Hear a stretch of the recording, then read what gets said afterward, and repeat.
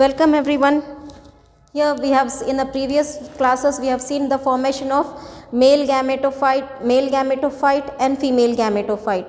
This male gametophyte will be producing male gametes and female gametophyte will be producing female gametes. So we have even seen the production, how the female gametes and how male gametes are formed. So here let us just go through this brief recap. Male reproductive organs.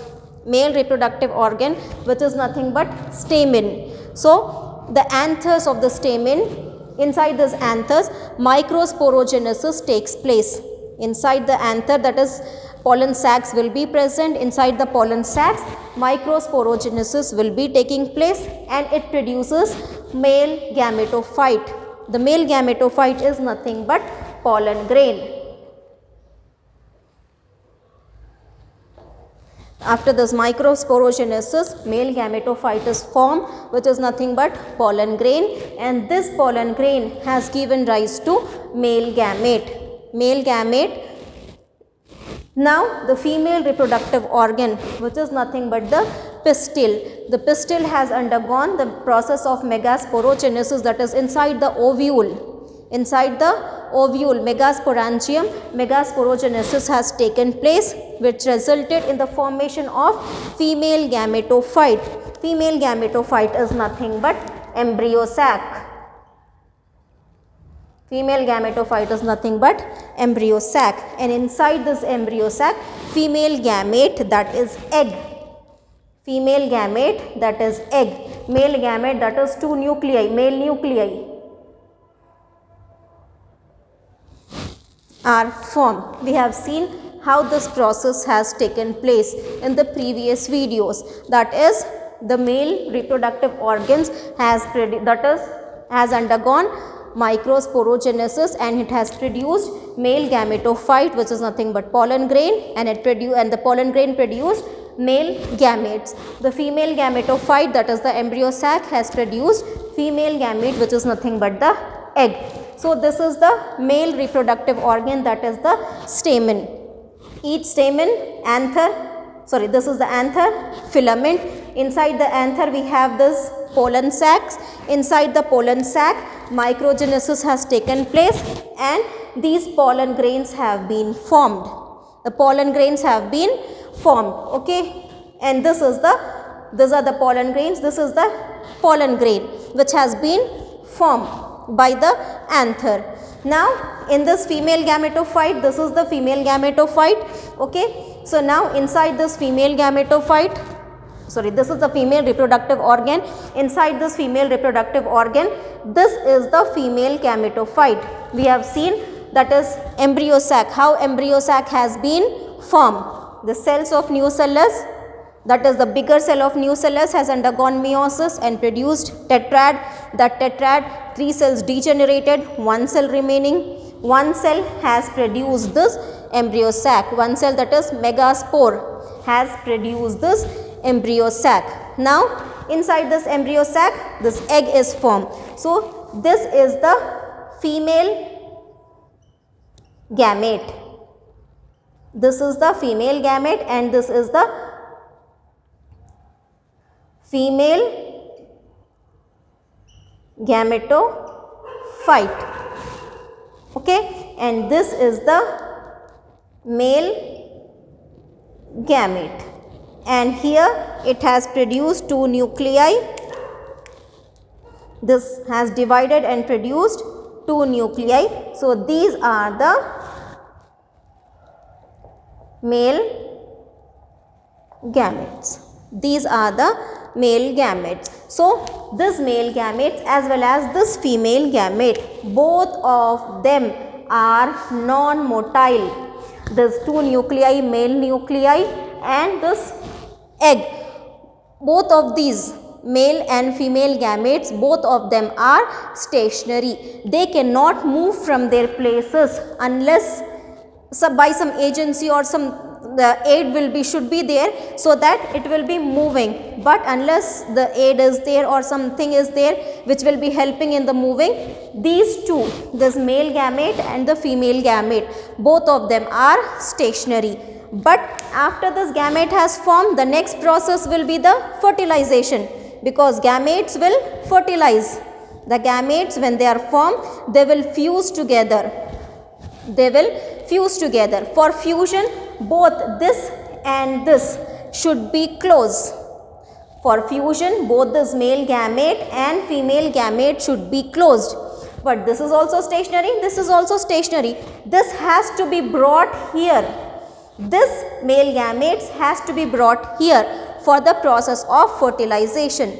Then how it will be brought? So this transfer of male gamete from here till here.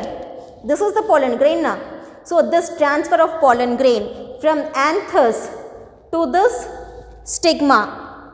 Okay, because from stigma it will be going inside the ovary, then ovule, then embryo sac. So this male gamete, that is the pollen grain, should transfer from here to here. So this is the first, this is the gametogenesis. Gametogenesis. We have seen the events in this sexual reproduction now. The first event is gametogenesis. So this is how gametes are formed. We have already seen this. The next step in sexual reproduction is gamete transfer. Gamete transfer. Gamete has been transferred. So gamete transfer. So this gamete, male gamete, which is formed on the anther, has to be transferred to the female reproductive organ. Okay, so this process of transfer of pollen grain from anther to stigma. Okay, this pollen grain from here, these are the pollen grains. These pollen grains has to be transferred from anthers to this stigma. Okay, so this process of transfer of pollen grains from anthers to stigma, that is transfer of pollen grains from anthers to stigma is called as pollination. What it is called as? Pollination. Transfer of pollen grains from anthers to stigma. So this transfer will take place by pollination. This transfer will take place by pollination. Pollination is nothing but transfer of pollen grains from anthers to stigma. Transfer of pollen grains from anthers to stigma is called as pollination. Okay, so why they have to transfer? Why there is the need of pollination? Because this is also stationary, this is also stationary. Male and female gametes are stationary. So if we want those gametes to fuse, because for sexual reproduction what we require? Gametes should fuse. Okay, so gametes should fuse. So in order for this fusion of this male gamete with this female gamete, so these two has to be brought together. The gamete, male gamete, has to be transferred to the female gamete, female reproductive organ. Okay, so this transfer will take place with the help of pollination. This transfer will take place with the help of pollination, that is transfer of pollen grain from anthers to stigma. Anthers to stigma of a flower, then that process is called as pollination. This pollination has been broadly classified under 3 types. Pollination is of 3 types. The first is autogamy, second is geitonogamy, and the third is xenogamy. Pollination is of 3 types. Okay, autogamy, geitonogamy and xenogamy. Usually we say pollination is of 2 types, self-pollination and cross-pollination. So here these two are the examples of self-pollination and this is the example of cross-pollination, not example. These two are actually self-pollination and this is the cross-pollination. So if we classify this pollination, it is of 2 types. Self-pollination and cross-pollination. In self-pollination, and again we have 2 types, that is autogamy, geitonogamy. This cross pollination is nothing but xenogamy. Cross pollination or xenogamy. So broader classification, pollination is classified as two types, self pollination and cross pollination. Cross pollination or xenogamy, one and the same. This self pollination is again divided into two types. The one is autogamy and the other is geitonogamy. So let us see what is this autogamy, geitonogamy and xenogamy. Self-pollination means transfer of pollen grain from anthers to stigma of the same plant. And that is self-pollination is nothing but transfer of pollen grain from anthers to stigma of the same plant. Then it is self-pollination. If this transfer is taking place from anther of one plant to an pollen, that is stigma of another plant. If transfer of pollen grain takes place from anthers of one plant to stigma of another plant, two different plants. Here pollination is taking place between two different plants. Anther of, that is pollen grains of one plant, and pollen grains of one plant is being transferred to stigma of another plant. Okay, two different plants are there. Then that type is called as cross pollination or xenogamy. In autogamy, that is in self pollination, transfer of pollen grains from anthers to stigma of the same plant. Okay, and this is of two types, autogamy, geitonogamy. Let us see what is autogamy. Autogamy means transfer of pollen grains from anthers to stigma.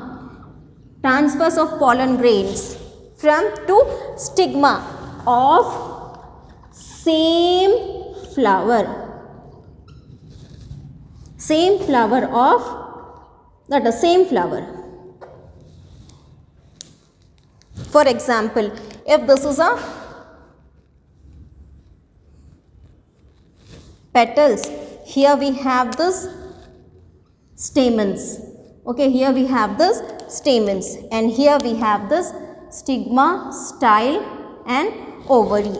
Okay, here pollen grains are there. On those anthers, pollen grains are there. So if this is transfer is within the same flower, pollen grain travel from anthers to stigma of same flower, then such type of pollination is called as autogamy. That is pollen transfer of pollen grains from anthers to stigma of the same flower. Same flower. Okay, so this type is called as autogamy. But for this they require this autogamy, they require synchronization in pollen release and stigma receptibility. The stigma should be mature enough to receive the pollen grain and pollen grain should be mature. So when the pollen grain fall onto the stigma, so it should be mature, pollen grain should fall and stigma should also be mature. So both of them should be that is maturation of this pollen grain, that is formation of pollen grain and maturation of the stigma or the receptivity of the stigma. Both these events should take place at the same time. Then only this autogamy will take place. But if this is not on this in the same, that is if anther has been matured first, stigma has not matured yet, then when the anthers fall onto the stigma, stigma will not receive it.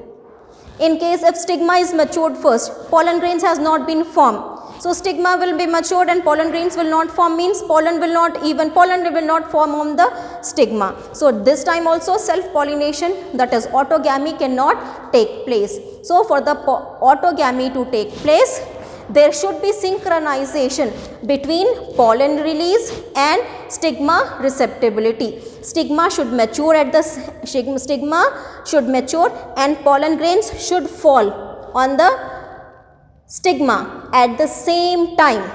At the same time, then only autogamy will take place. Okay, so there are some certain plants. Even if there are certain plants which produces two types of flowers in order to get that is in order for this autogamy, some plants, that is Commelina, Oxalis, these are the Viola, these are the plants where they produce two types of flowers. They produce two types of flowers. One is Chasmogamous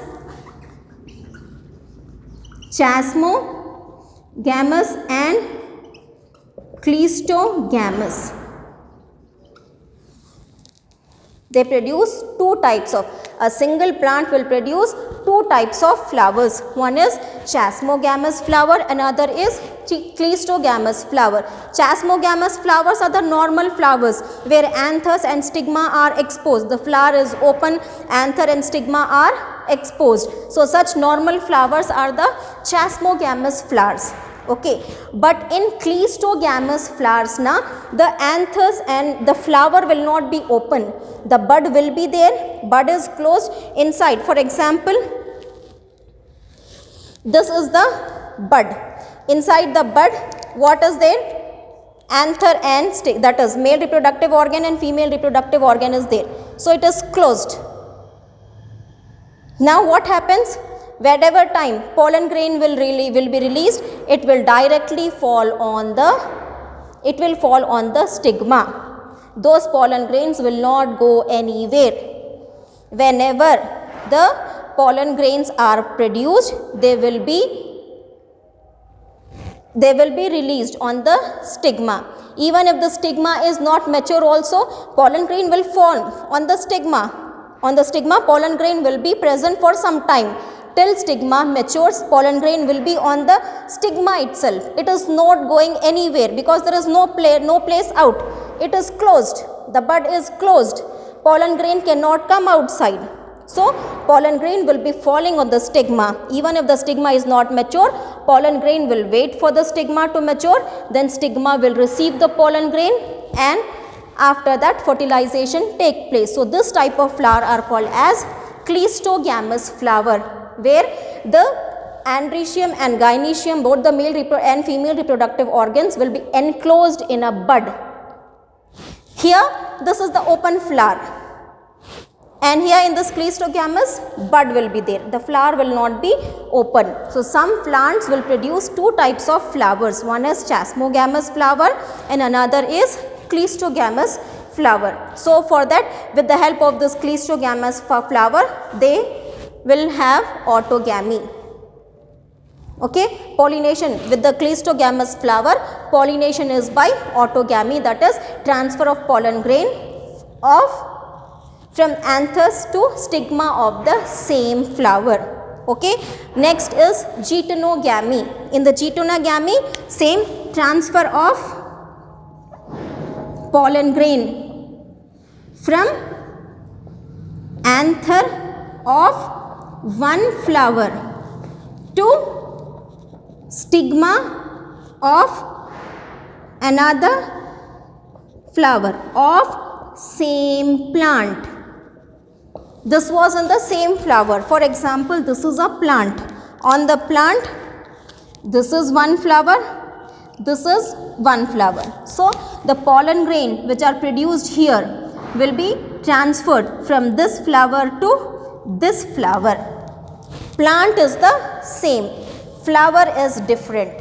Plant is the same, flower is the different. So this type, okay, this type of transfer where the anthers are transferring from flowers of, that is anthers are transferring to stigma of another flower. Anthers, or that is pollen grain of one flower, is being transferred to stigma of the another flower of the same plant. Then it is called as what? Geitonogamy. Okay, and for the xenogamy, transfer between, this is one plant, this is another plant. So transfer of pollen grain from here to here, from one, that is flower of one plant to stigma of another plant. Transfer of pollen grain from anthers of one flower to stigma of another flower. So such type of transfer is called as xenogamy or cross pollination, and these two are the self pollination. In this transfer within the same flower. Okay, here in this transfer from one flower to another flower of the same plant, and here transfer from one flower of one plant to another flower of another plant. So these are the different types of pollination. Now the gametes have been formed and gametes are transferred. Gametes are transferred by the process of pollination. Next we will see in the next videos.